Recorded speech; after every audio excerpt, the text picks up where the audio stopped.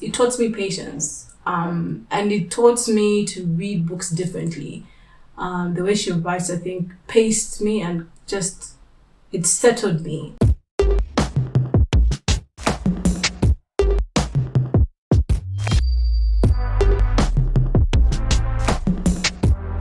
What's up?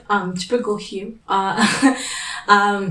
Reading Africa challenge again. We're traveling the world. Well, we're traveling Africa one book at a time, and we are camping in Sierra Leone this time. The characters in She Would Be King were hoping to get to Sierra Leone, but they ended up getting stuck in Liberia, which ended up really, really great for them. And awesome for me because I have an African country to go to next. And this one was great because it had like 4 or 5 countries that were mentioned. So I have like 4 countries under my belt after reading this one, that I need to visit in the literature world. So Sierra Leone is the next is where we're at. When I think of Sierra Leone, I just think of Blood Diamond, the movie. I know, it's a cliche, but at least I know that there's diamonds in Sierra Leone. That I know for sure. One of the things I learned when doing my research with books from Sierra Leone was that Sierra Leone actually means mountain lion or lion mountain. I was like, my gosh, such a powerful name. Yes. And the 3rd largest diamond in the world was actually discovered in Sierra Leone. So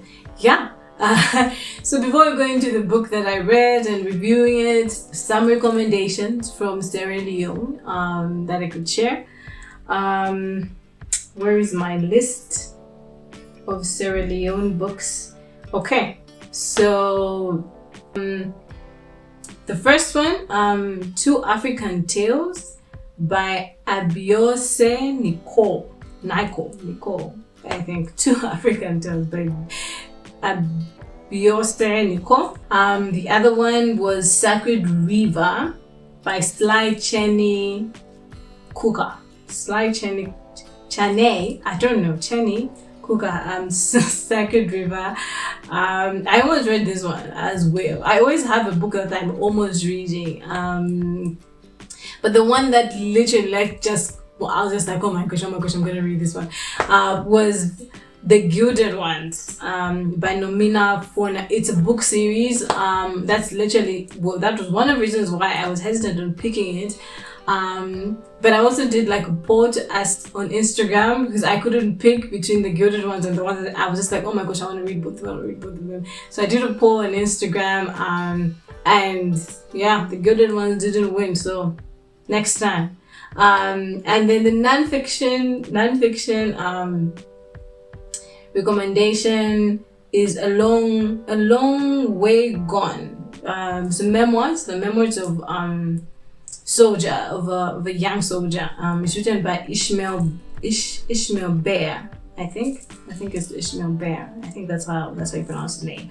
So those were the 4 books. But I ended up reading The Memory of Love by Aminata Forna. It was quite cute that The Good Ones and The Memory of Love authors have the same surname. I'm like, are they related? Is this her auntie?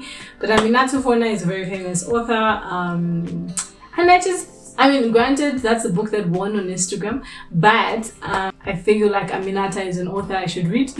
And I don't think I was ever going to read her, but for this series, this Africa Reading Challenge. So, The Memory of Love by Aminata Forna. So let me just read a short, synopsis. Set in Sierra Leone, this is a book that explores all the facets of love and of war through the intertwining stories of 3 men, Elias Gore, Adrian Lockhart, Kai Mansouri, and their 3 loves, Safia, Mama K, and Neneba. It explores survivors' guilt, PTSD, and the fugu state. I don't know, it's a mental disorder state. Marriage, friendship, and betrayal. I actually couldn't rate this book. I couldn't. When I finished reading it, I could not structure my thoughts about it, how I felt. But the best thing best way I could explain this book is like a mundane task, or a task that you would think is a mundane task, a task that is slow, repetitive, and that you have to do a lot and you think is inconsequential, only to look back 10-15 years and be like, that task that I was doing changed everything. If there was a feeling to grasp that, that's what this book would grasp. I know that's such a strange description, but it's the best description I can think of, really. So it, like the synopsis said, it follows Adrian Lockhart, Elias Cole, and what's his name? Kai Mansouri. So Kai Mansouri is a doctor in Sierra Leone, and his perspective or his story really is just giving us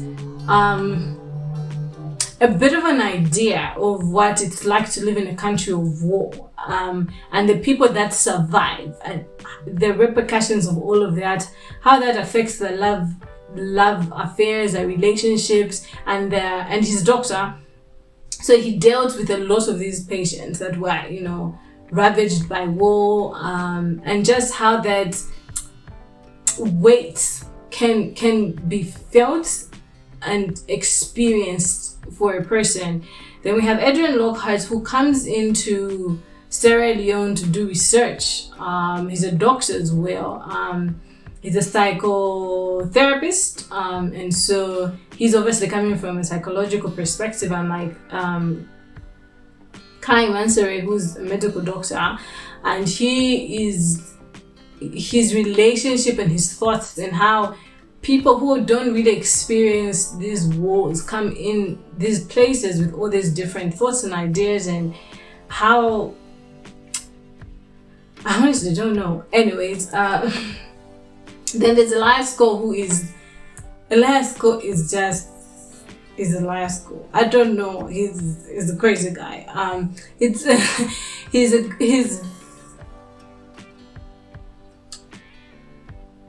He's a complex character. He's a very complex character. Very, I don't want to say morally grey, but morally grey. We also journey through his story. I guess go into each and every one of their stories, but it's a long book. It's a long book, and honestly, it's a very slow. It's like when it starts, oh my gosh, guys. Whew, it is a miracle that I got to the end. It is unbelievably descriptive. The amount of description in this book is beyond me. The description of things, of people, of emotions. It's really, really slow. And even just the change of perspective, it was so confusing how you'd switch from here and then go to that and just like, oh, what's happening? Where am I? Who is this? And there's one particular character that is two characters, but is one character, and you don't realize this until much later on. You're like, oh, that's the same person. And there's betrayal.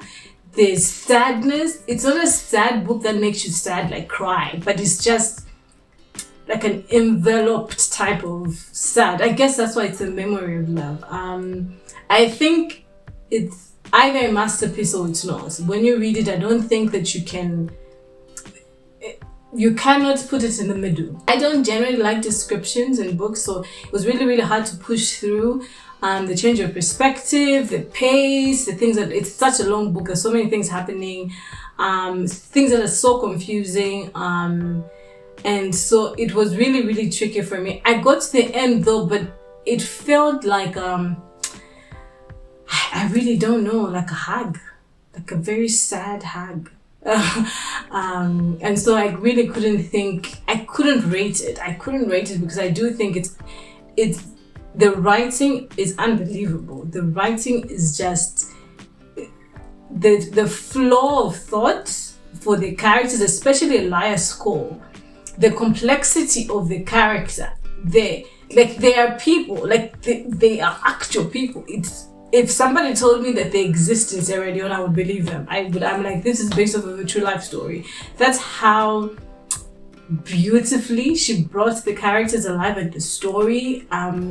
But that also takes a lot of detail to be able to paint like a paintbrush. And if you're like me, who just lacks the patience, it can be quite frustrating. So it was a bit frustrating for me.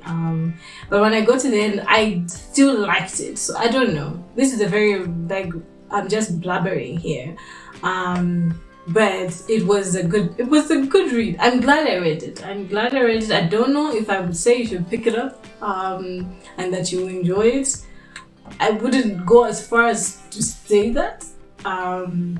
But I think if you're into like literature, you know, the academic aspect of books and reading, this would be a great pick for you. And yeah, I still remember the live score, and I still sympathize with them, and I feel like they're my friends. I feel like they're people that I know them.